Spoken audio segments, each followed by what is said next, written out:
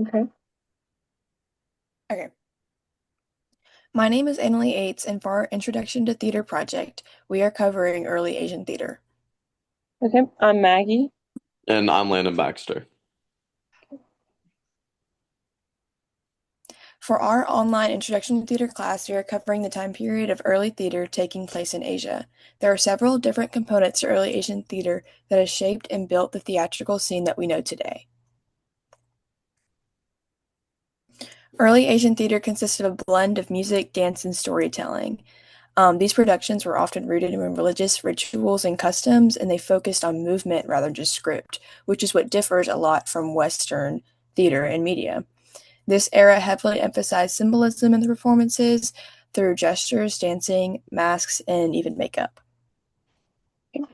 So some examples of Asian theater would be from like Japan, the No, which is a slow-paced play based on traditional tales from Japanese literature. Then we have the Kabuki, which is a play with exaggerated acting, elaborate makeup, costumes, and it portrays its story mainly through physicality like dance.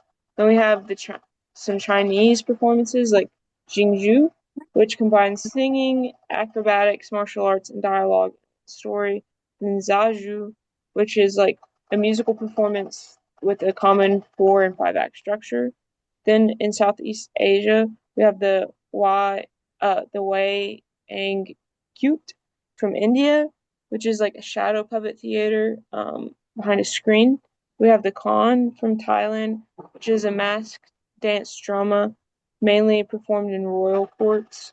And then water puppetry in Vietnam, which is where puppets act out scenes in like water. And then we have in India, we have the Sanskrit, which, as we know, is an ancient performance that is known for intricate expressions and gestures.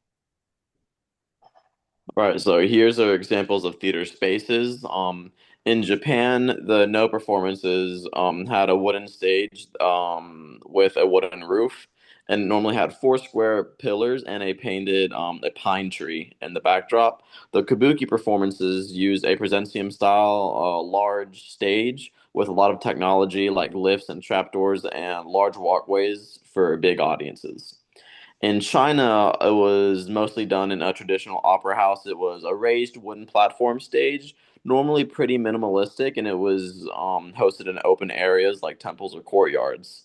In general Southeast Asia, it was a lot of shadow and open air performances. The Wayang Kult, the puppet theater, had a lot of open air stages with white screens in the background to project the puppets. In Thailand, the Khan used a very formal. It was an indoor open court stage.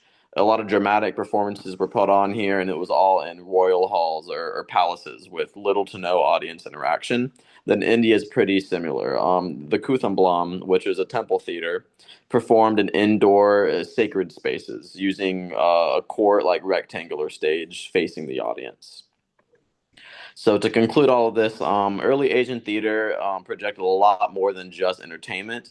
It was a lot of culture, emotion, religion, and societal life.